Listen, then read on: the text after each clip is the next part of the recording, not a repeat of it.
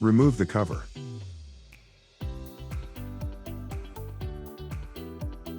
Look through the sight glass to verify spark and ignition.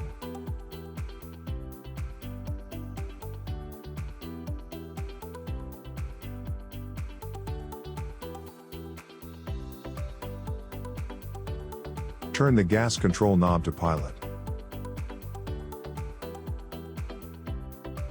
Press and hold down the control knob and repeatedly press the sparker button. Look for spark in the back of the chamber on the right side.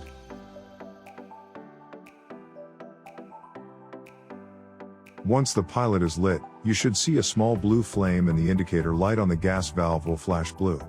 You can now turn the control knob to the desired temperature.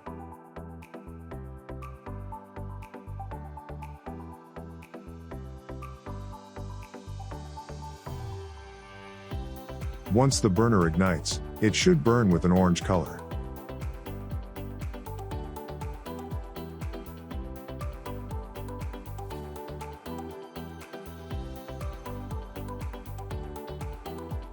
Replace the cover.